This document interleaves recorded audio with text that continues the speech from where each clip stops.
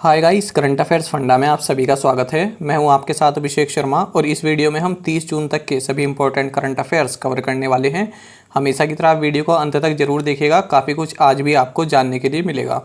साथ ही गाइस, इस सेशन को शुरू करने से पहले आप सभी को बताना चाहूँगा, यदि आप हमारे daily current affairs PDF, weekly PDF और मंथली पीडीएफ चाहते हैं तो इस वीडियो के फर्स्ट कमेंट में दिए गए लिंक पर क्लिक करके पा सकते हैं। ज़्यादा जानकारी के लिए आप इस स्लाइड पर दिए गए सभी पॉइंट्स को अवश्य पढ़ें और कुछ भी आप पूछना चाहें, कोई भी आपका डाउट हो तो हमें कमेंट बॉक्स में ज़रूर लिखें। तो चलिए फिर करते हैं शुरुआत इस वीडियो सेशन की। छोटी और मध्यम कंपनियों के लिए नई सीमा या परिभाषा क्या है? ऑप्शंस आपके सामने हैं और सही आंसर होगा ऑप्शन डी। तो देखिए, इसको हम डिस्कस करते हैं डिटेल में। यहाँ पर आप देख सकते हैं, MCA expends small firm definition raises turnover and borrowing limits. देखिए, इसको छोड़ दीजिए, अभी एक्सप्लेनेशन में देखते हैं क्या बात कह रहे हैं। तो मिनिस्ट्री ऑफ कॉरपोरेट अफेयर्स, इन्होंने क्या किया है, जो स्मॉल एंड मीडियम कंपनीज हैं इनका जो दायरा है उसको एक्सपेंड कर दिया है, उसको विस्तार कर दिया है उसके दायरे में। किस बेसिस पर? टर्नओवर और उनकी बोरोइंग लिमिट्स के हिसाब से। टर्नओवर मतलब कि एक कंपनी पूरे साल में या फिर जो भी समय अवधि है उसमें जितना भी बिजनेस करती है उसको बोलते हैं टर्नओवर। तो केवल इसमें टोटल कितना आपने बिजनेस किया है उसको यहाँ पर इंक्लूड किया जाता है। अब प्रॉफिट का मतलब क्या हुआ? टर्नओवर और प्रॉफिट में अंतर होता है। देखिए, टर्नओवर में आप अपना जो कॉस्ट है या एक्सपेंसेस है उसको इंक्लूड नहीं करते हैं, आपने टोटल कितना बिजनेस किया है ये मायने करता है। लेकिन प्रॉफिट में आप क्या करते हैं, आपने जितना टर्नओवर किया है फिर उसमें से आप कॉस्ट या फिर आपके जो एक्सपेंसेस हैं उसको आप लेस कर देते हैं, तब आपका प्रॉफिट निकलता है। तो देखिए, इसमें मिनिस्ट्री ऑफ कॉरपोरेट अफेयर्स ने क्या कहा है कि स्मॉल एंड मीडियम कंपनीज होने के लिए ना तो आप कोई बैंक होने चाहिए, ना ही फाइनेंशियल इंस्टीट्यूशंस होने चाहिए या फिर कोई इंश्योरेंस फर्म्स नहीं होने चाहिए। And SMC can not be banks, financial institutions और इंश्योरेंस फर्म्स। साथ ही ये कहा है कि आपका जो टर्नओवर है वो 250 करोड़ रुपए से ज़्यादा का नहीं होना चाहिए और जो आपकी बोरोइंग्स हैं, जो आपने उधार लिया है, वो 50 करोड़ रुपए से ज़्यादा का नहीं होना चाहिए। तो यहाँ पर आप देख सकते हैं, पहले देखिए क्या था, पहले टर्नओवर केवल जिनका टर्नओवर 50 करोड़ रुपए तक का था वही स्मॉल एंड मीडियम कंपनीज कहलाती थी, लेकिन अब इसको बढ़ाकर कर दिया है 250 करोड़ रुपए। साथ ही पहले जिन्होंने 10 करोड़ रुपए तक का जिनकी बोरोइंग थी या जिन्होंने लोन लिया हुआ था या उधार था, उनको इस डेफिनेशन में रखा जाता था, लेकिन अब इसको 50 करोड़ जो है बढ़ा दिया गया है। साथ ही कहा है कि स्मॉल एंड मीडियम कंपनी कोई भी बैंक, फाइनेंशियल इंस्टीट्यूशन या इंश्योरेंस कंपनी नहीं हो सकती है। आगे बढ़ते हैं। निम्नलिखित में से कौन FATF की ग्रे लिस्ट में शामिल होने वाला पहला यूरोपीय संघ का देश है? ऑप्शंस आपके सामने हैं और सही आंसर होगा option A. So Malta is the first European Union country to be added to the FATF grey list. तो देखिए, हाल ही में क्या हुआ है, माल्टा को FATF की ग्रे लिस्ट में इंक्लूड कर दिया गया है और इस तरह से ये फर्स्ट यूरोपियन यूनियन कंट्री बन गया है जो कि FATF की ग्रे लिस्ट में इंक्लूड किया गया है। साथ ही हैती, फिलीपींस और साउथ सूडान को भी ग्रे लिस्ट में इंक्लूड किया गया है। ये आप देख सकते हैं, ये है माल्टा। तो ये अफ्रीका है, ये अरेबियन पेनिनसुला है, ये यूरोप है। और साथ ही आपको जानना चाहिए कि पाकिस्तान काफ़ी समय से ग्रे लिस्ट की शोभा यहाँ पर बढ़ा रहा है। माल्टा की अगर हम बात करें तो कैपिटल है वैलेटा और करेंसी है यूरो। फ्रेंड्स, मैं यहाँ पर आपको FATF के बारे में बताना चाहूँगा। देखिए, ये काफ़ी इंपॉर्टेंट है टॉपिक आपके लिए। FATF आपका चाहे बैंक का इंटरव्यू हो, चाहे आपका किसी PCS का इंटरव्यू हो या कोई भी आप इंटरव्यू देने जाते हैं, ठीक है, तो वहाँ पर FATF के बारे में पूछ लेते हैं क्योंकि ये चर्चा में रहता है।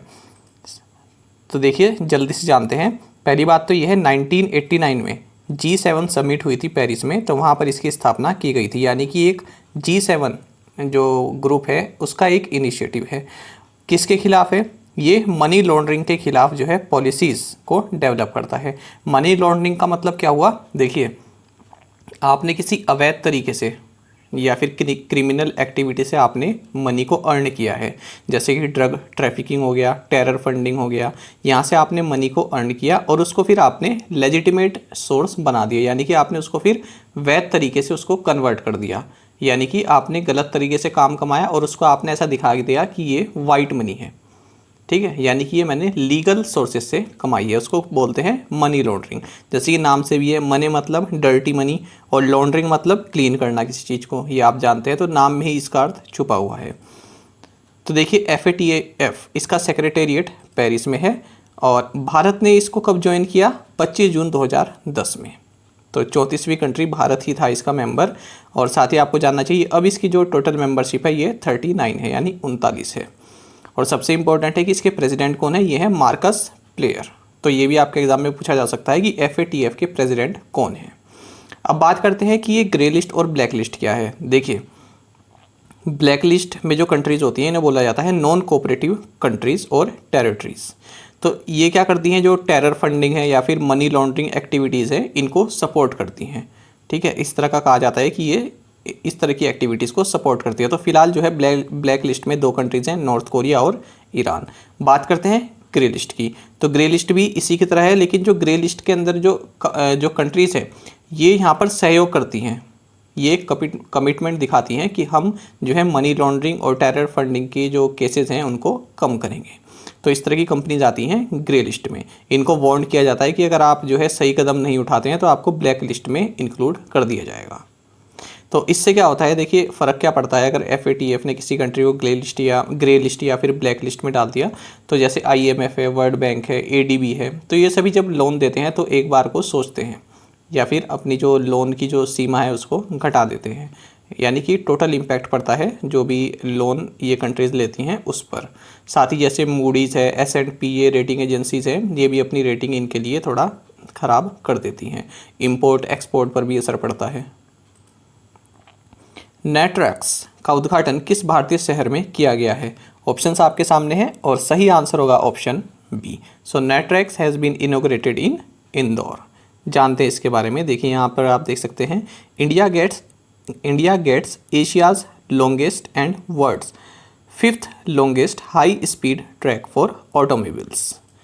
देखिए प्रकाश जावड़ेकर हैं, आप जानते हैं, minister of heavy industries and public enterprises, साथ ही इन्वायरमेंट मिनिस्टर भी हैं ये। तो इन्होंने नेटरैक्स जो कि एक हाई स्पीड ट्रैक है इसको इंदौर में इनोग्रेट किया है। तो देखिए इस तरह का ट्रैक बनाया है, एक ही नहीं कई तरह के इसमें ट्रैक हैं, शायद 14 ट्रैक हैं यहाँ पर अलग अलग तरह से। कुछ जिग जैग हैं, कुछ स्ट्रेट हैं, कुछ में जो है जो होल्स होते हैं, ठीक है, जो पाथ होल्स होते हैं वो बनाए गए हैं, कुछ में अलग अलग तरह से बनाए गए हैं। यहाँ पर जो ये रोड्स हैं किस लिए बनाई गई हैं, ताकि यहाँ पर जो कार्स हैं उनकी टेस्टिंग हो सके, चाहे वो 2 व्हीलर्स हों चाहे वो 4 व्हीलर्स हों। तो उनकी टेस्टिंग करने के लिए कि क्या वो जो इस तरह की जो अलग अलग तरह से जो सड़कें हैं उन पर किस तरह से वो परफॉर्म करती हैं। तो टेस्टिंग के लिए ये एक ट्रैक हाई स्पीड ट्रैक है। अपनी स्पीड देख सकती है यहाँ पर, जो अपने व्हीकल्स हैं उनकी स्पीड को चेक कर सकती हैं, क्योंकि यहाँ पर ऐसा कोई ट्रैफिक तो रहने नहीं वाला है, केवल ये इसी पर्पज़ के लिए बनाई गई है। तो अपनी स्पीड को भी यहाँ पर टेस्ट किया जा सकता है। तो इसका नाम है नेशनल ऑटोमेटिव टेस्ट ट्रैक्स। आप देख भी सकते हैं, it is a one stop solution for all high speed performance test for widest categories of vehicles. और ये पूरा ट्रैक जो है 11.3 किलोमीटर का है, ठीक है, अगर लंबाई की हम बात करें। RK सब्रवाल को the Order of Polar star से सम्मानित किया गया है। यह किस देश का सर्वोच्च नागरिक पुरस्कार है? ऑप्शंस आपके सामने हैं, सही आंसर होगा option C. RK Sabharwal has been honoured with the Order of Polar Star. It is the highest civilian award of Mongolia. और साथ ही आपको जानना चाहिए जो मंगोलिया है इसकी कैपिटल है उलन बटर और करेंसी है टोगरोक।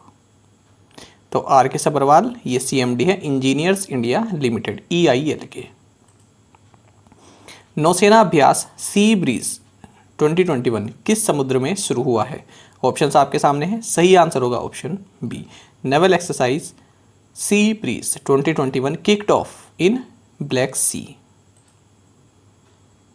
तो देखिए अगर आपसे पूछा जाए किसने ऑर्गेनाइज़ की है, तो मेनली जो है ये यूक्रेन ऑर्गेनाइज़ करता है इसको, पर यहाँ पर जो है US और यूक्रेन इन दोनों को दिखाया गया है कि इन दोनों ने ही इसको ऑर्गेनाइज़ किया है। इनके अलावा 30 और कंट्रीज़ ने इसमें पार्टिसिपेट किया है। कहाँ पर हुआ है? ब्लैक सी, आपके लिए जानना आवश्यक है।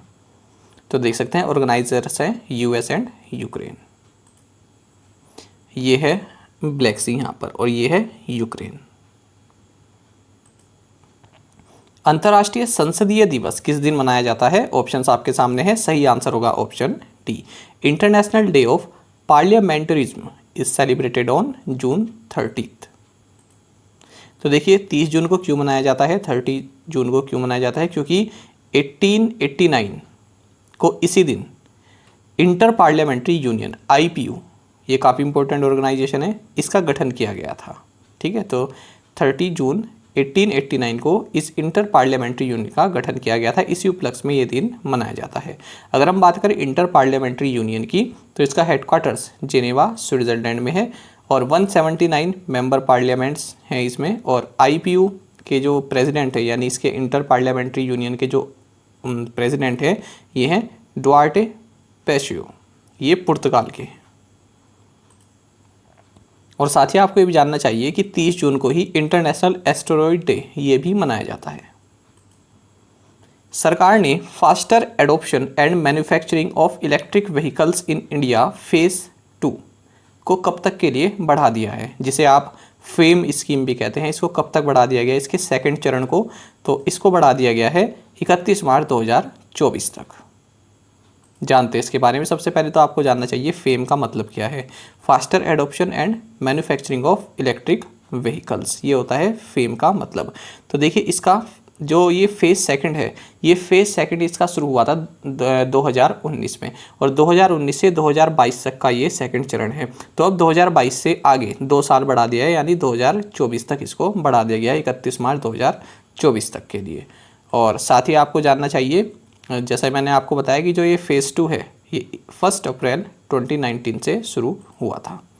और जो ये फेम इंडिया स्कीम है, ये 2015 में शुरू की गई थी, यानी पहला चरण जो है इसका 2015 से 2019 तक चला था। तो देखिए फेम इंडिया स्कीम के तहत, जैसे कि आप नाम से ही समझ सकते हैं, इसमें जो बसेज़ हैं, कार्स हैं, बाइक्स हैं, तो इनको बढ़ावा दिया जाता है। किस तरह से? इंसेंटिव्स देकर।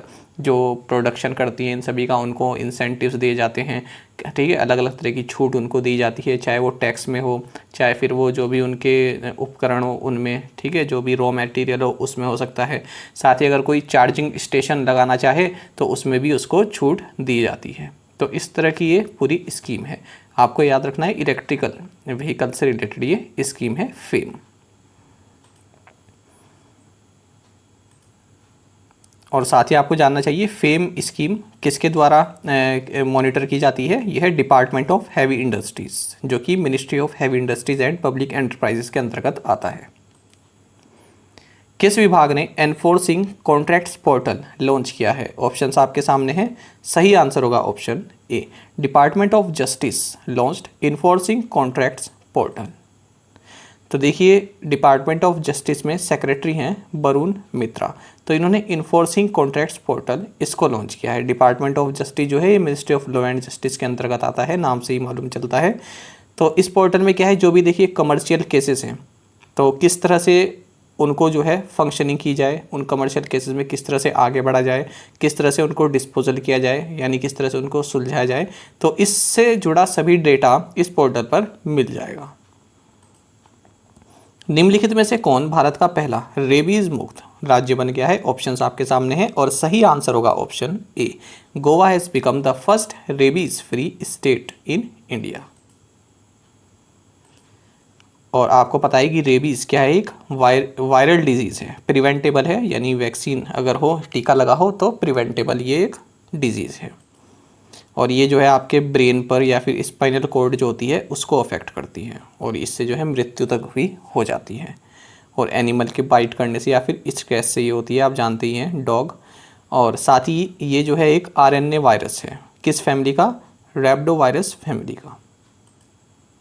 प्रधानमंत्री सूक्ष्म खाद्य उद्योग उन्नयन योजना किस वर्ष लॉन्च की गई थी? ऑप्शंस आपके सामने हैं और सही आंसर होगा option A.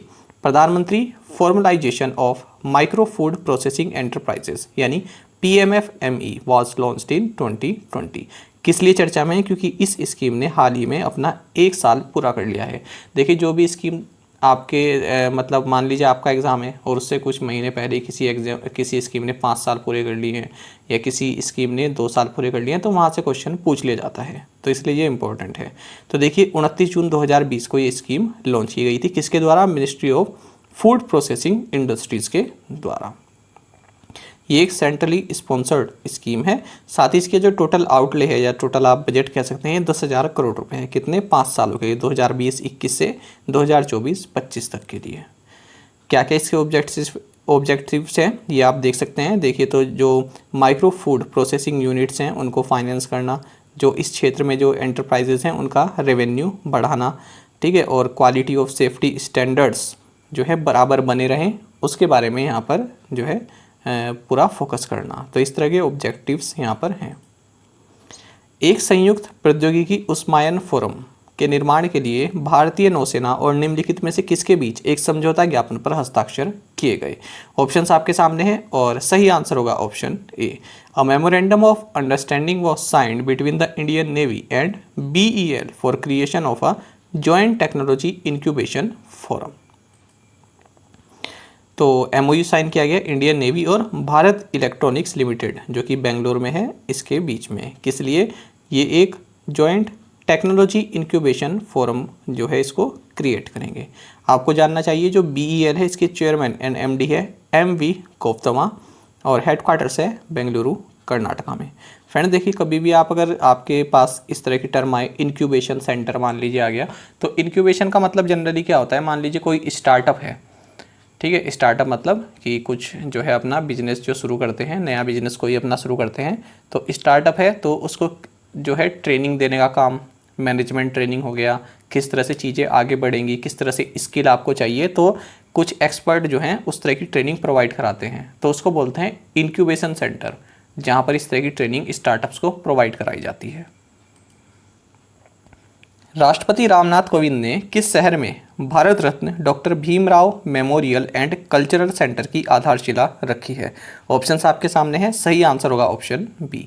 President Ram Nath Kovind laid the foundation stone of Bharat Ratna doctor Bhimrao memorial and cultural centre in Lucknow.